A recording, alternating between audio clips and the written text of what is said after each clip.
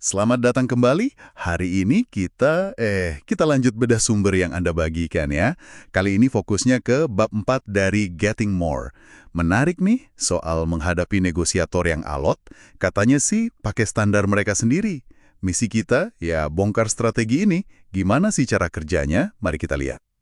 Iya, betul sekali. Sumber Anda ini memang menyoroti satu strategi spesifik, nomor 7 kalau tidak salah, temukan dan gunakan standar mereka. Ini bisa macam-macam ya.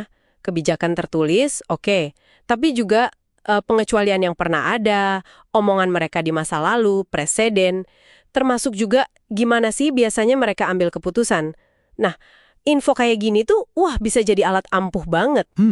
Kedengerannya logis ya, pakai senjata mereka sendiri gitu. Tapi kenapa ini efektif banget katanya? Terutama buat yang alot-alot itu seperti di bab 4. Apa bedanya sama ya tawar-menawar biasa aja gitu? Bedanya signifikan. Ini efektif karena dia nyentuh sesuatu yang mendasar di psikologi kita. Orang itu kan ya pengen kelihatan konsisten, pengen kelihatan adil paling nggak. Nah, kalau kita tunjukin ada yang nggak sinkron antara omongan atau aturan mereka sama tindakan mereka sekarang, mereka jadi di persimpangan jalan gitu. Mau ngaku nggak konsisten kan malu ya? Atau ya udah ikutin standar yang udah mereka akui. Ini manjur banget buat negosiator yang kaku, yang pokoknya bertahan di posisi awal. Kita nggak nyerang posisinya langsung, tapi prinsip di baliknya. Oke. Terus prakteknya gimana? Ada contoh nggak di sumbernya? Biar kebayang gitu loh. Ada contoh bagus. Yang di toko mewah itu Hermes. Oh iya, gimana ceritanya?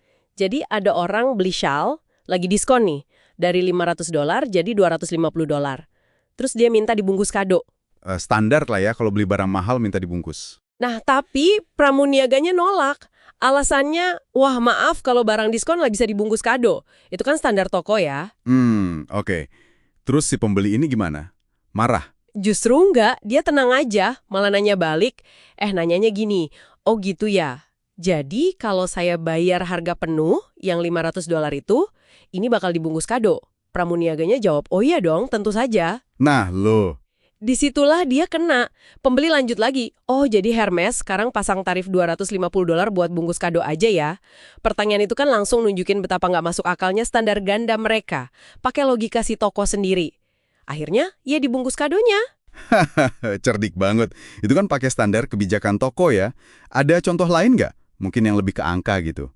Kayaknya ada cerita soal tagihan hotel yang salah itu ya, yang manajernya nawarin kompromi, tapi malah ditolak. Kenapa ditolak sih? Kompromi kan seringnya jalan tengah. Betul, kompromi itu seringkali solusi gampang. Tapi di kasus ini, standarnya bukan soal ketemu di tengah. Pagihannya $150, dan si tamu merasa itu salah. Standar yang relevan di sini apa? Ya kebenaran tagihan itu sah atau enggak. Makanya pas manajer nawarin, gimana kalau bayar $75 aja, dia tolak. Argumennya kuat, pakai standar si hotel sendiri atau standar logika umum. Tunggu dulu, kalau saya benar, saya nggak utang sepeser pun. Kalau saya salah, ya saya utang $150. Angka 75 ini dasarnya apa? Standar dari mana gitu? Wah, iya juga ya. Jadi maksa kembali ke prinsip dasar. Benar atau salah, bukan angka ngambang. Persis, dia paksa manajer pakai standar itu. Hasilnya, tagihan $150 itu dihapus total. Menarik banget. Ini berarti nggak cuma soal aturan tertulis ya. Bisa lebih luas lagi dong. Misalnya nih, kalau kita lagi ngobrol terus orangnya mulai kasar gitu. Bisa dipakai juga strateginya? Yang pantas ya kan. Kalau ada yang mulai nggak enak, misalnya bentak-bentak, sumber ini bilang, kita tetap tenang. Terus tanya aja, misalnya, maaf kenapa ya Anda kok membentak saya? Saya nggak akan bicara begitu ke Anda. Itu kan halus tapi kena. Kita menetapkan standar kesopanan yang seharusnya berlaku buat semua, tanpa kita ikut-ikutan emosi. Istilahnya, kita menamai perilaku buruk dia dibandingkan dengan standar umum yang kita semua tahu. Tapi ada resiko nggak sih ini dianggap manipulatif atau pasif-agresif gitu? Kan kayak nyindir halus ya? Bisa jadi, resiko itu ada. Makanya kuncinya banget itu ada di nada bicara dan niat kita. Nanyanya harus tulus pengen tahu, kayak kita beneran mencoba memahami logika atau standar mereka. Bukan nyindir atau nuduh. Tujuannya kan ngasih mereka kesempatan buat konsisten sama standar mereka sendiri, bukan mau menjebak.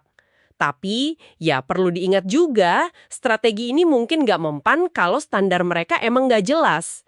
Atau mereka emang tipe yang cuek aja sama konsistensi. Oke deh, oke.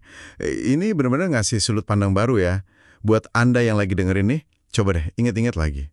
Pernah nggak sih dalam situasi negosiasi yang alot, rasanya udah buntu aja gitu. Pihak lain kekeh sama maunya. Gimana kalau waktu itu Anda coba gali dan pakai standar mereka sendiri?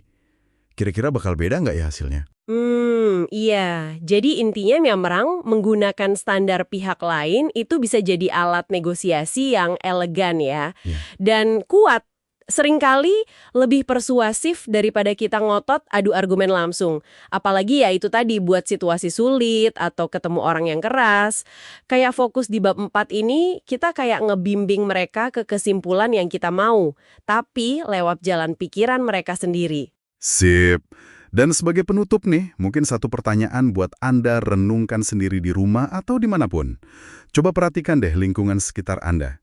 Kantor, komunitas, keluarga mungkin. Selain aturan yang jelas tertulis, ada nggak sih standar-standar atau nilai-nilai yang nggak diomongin, tapi sebenarnya ngatur interaksi kita? Nah, gimana kalau Anda mulai coba lebih peka mengidentifikasi standar tak terlihat ini? Atau bahkan sesekali, dengan cara yang pas ya, coba ajukan pertanyaan tentang standar itu.